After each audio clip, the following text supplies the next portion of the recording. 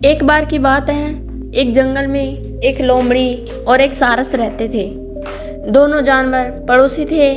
लोमड़ी धूर्त और चालाक स्वभाव की थी, जबकि सारस सरल स्वभाव का था। एक दिन लोमड़ी ने अपने मनोरंजन के लिए सारस के साथ चालाकी करने की एक कुटिल योजना सोची। लोमड़ी ने सारस से कहा, आज मैं तुम्हें अपने घर के लिए आमंत्रित कर रही हूँ।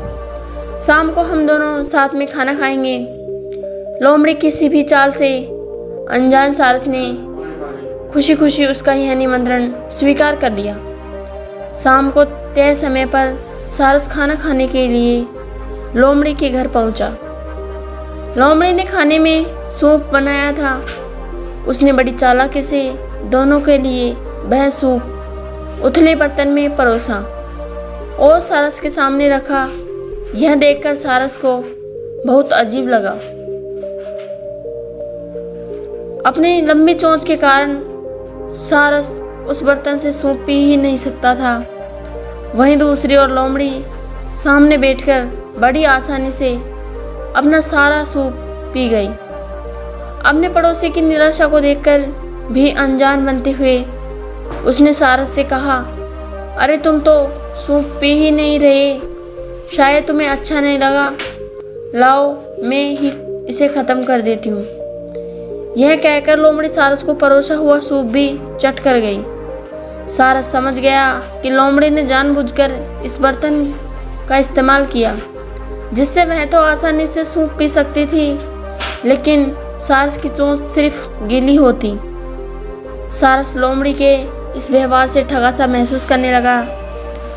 उसे यह सोचकर बहुत बुरा लगा कि अपने घर पर दावत के लिए बुलाकर भी लोमड़ी ने उसे भूखा रखा। पड़ोसी होते हुए भी लोमड़ी द्वारा इस तरह अपमानित होने से वह बहुत नाराज था, लेकिन उसने लोमड़ी से कुछ नहीं कहा। सारस ने मन ही मन ठान लिया कि वह लोमड़ी से अपने इस अपमान का बदला जरूर लेगा और उसे सबक सिखाएगा। कुछ दिनों बाद सारस ने लोमड़ी को अपने घर पर साथ में भोजन करने के लिए आमंत्रित किया। लोमड़ी बहुत खुश हुई और सोचने लगी कि सारस कितना मूर्ख है, जिसे खुद का अपमान भी समझ नहीं आया। तय दिन और तय समय पर लोमड़ी सारस के घर खाना खाने के लिए पहुंची। सारस ने अपनी पसंदीदा मछली बनी। उसके घर में डिश की बेहतरीन सुगंध फैली हुई थी। लोमड़ी के मुंह में पानी आ गया। सारस ने लोमड़ी के सामने मछली की डिश परोसी, लेकिन इस बार सारस ने लोमड़ी की ही तरह चालाकी करते हुए खुद के हिसाब से बर्तन का इस्तेमाल किया। उसने एक पतली गर्दन और छोटे मुंह वाले लंबे जार में डिश परोसा। सारस ने जार में चोंच डाली और स्वादिष्ट मछली का आनंद लेने लगा। सामने बैठी लोमड़ी उसका मुंह ताकती रह गई, क्योंकि उसे सिर्फ मछली की सुगंध ही मिल रही थी। वह जार से खाना खा ही नहीं सकती थी। भूख से बिलबिलाए लोमड़ी ने अपना आपा खो दिया और वह सारस को बुरा भला कहने लगी।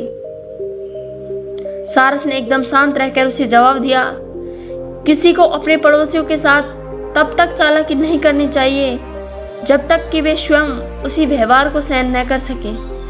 लोमड़ी समझ गई कि सारस ने उसे सबक सिखाया।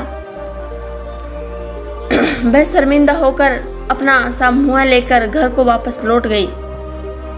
इस कहानी से हमें शिक्षा मिलती है कि जो जैसा करता है उसके साथ वैसा ही करना चाहिए, जैसे को तैसा।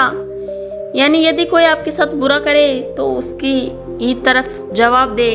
वहीं अगर किसी ने आपके साथ अच्छा व्यवहार किया तो उसे भूले नहीं और उसके साथ अच्छे रहे।